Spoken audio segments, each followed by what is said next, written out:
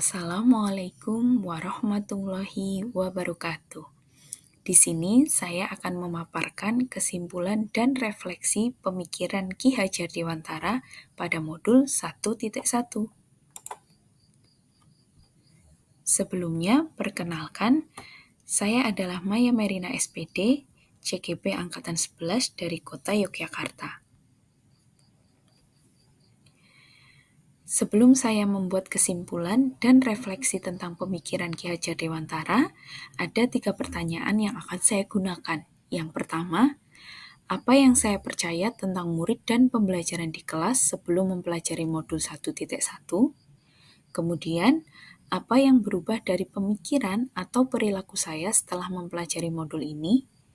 Kemudian, apa yang dapat segera saya terapkan lebih baik agar kelas saya mencerminkan pemikiran Ki Hajar Dewantara?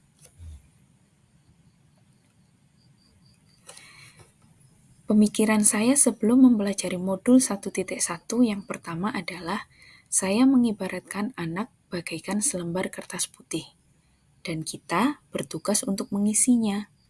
Kemudian, saya berpikir bahwa pembelajaran cenderung berpusat pada guru, jadi siswa kurang aktif, tetapi hanya mengikuti instruksi dari guru. Kemudian, saya merasa bahwa guru itu kurang memahami karakteristik murid dan beranggapan bahwa semua murid itu adalah sama.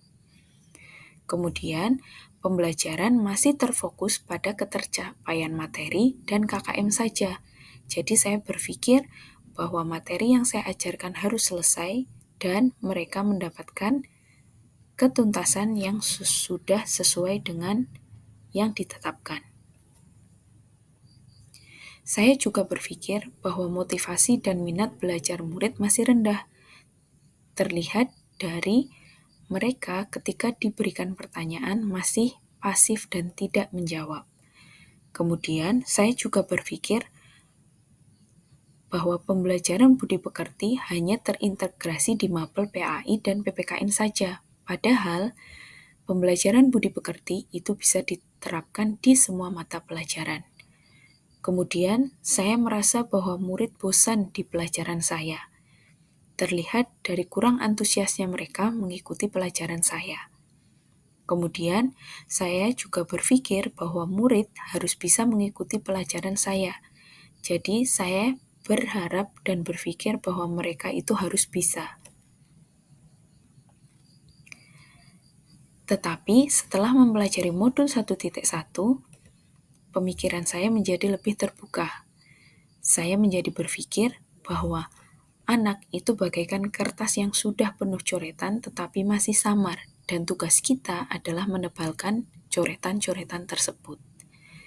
Kemudian, sumber belajar itu tidak hanya pada guru, tetapi apapun di lingkungan sekitar kita bisa menjadi sumber belajar, dan tugas kita sebagai guru adalah menuntun. Kemudian, pembelajaran itu harusnya berpusat pada anak. Jadi, anak bukan sebagai objek, tetapi mereka sebagai subjek pembelajaran.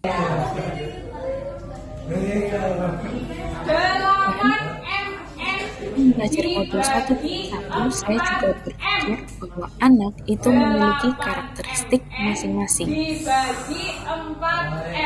di mana kita harus memfasilitasi anak sesuai dengan karakternya masing-masing.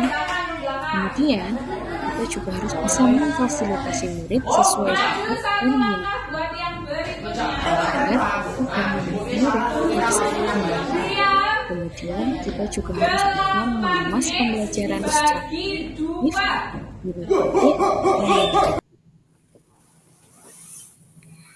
Selanjutnya, menurut saya, agar kelas mencerminkan pemikiran Ki Hajar Dewantara, yang pertama, kita harus bisa mengemas pembelajaran secara interaktif, agar siswa tertarik dengan pembelajaran kita.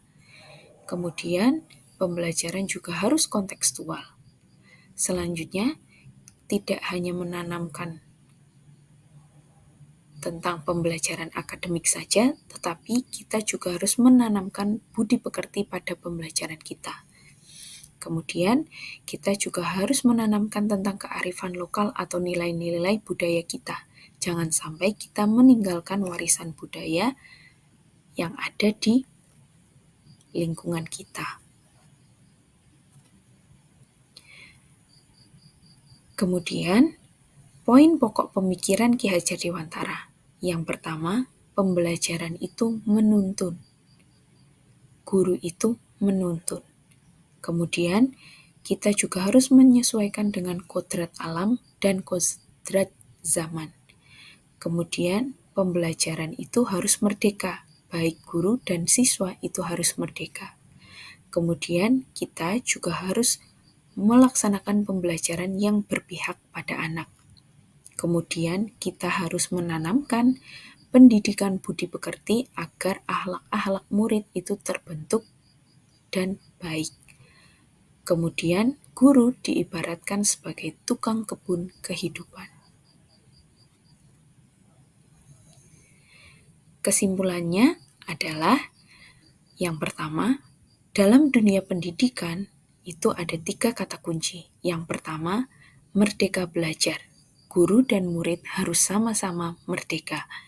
Kemudian, kolaborasi agar hubungan interpersonal siswa itu terbangun dan saling memotivasi. Kemudian, well-being. Kemudian, pendidikan itu adalah menuntun, baik itu segala kekuatan kodrat yang ada pada anak, dengan hati tentunya. Sekian kesimpulan dan refleksi dari saya. Wassalamualaikum warahmatullahi wabarakatuh.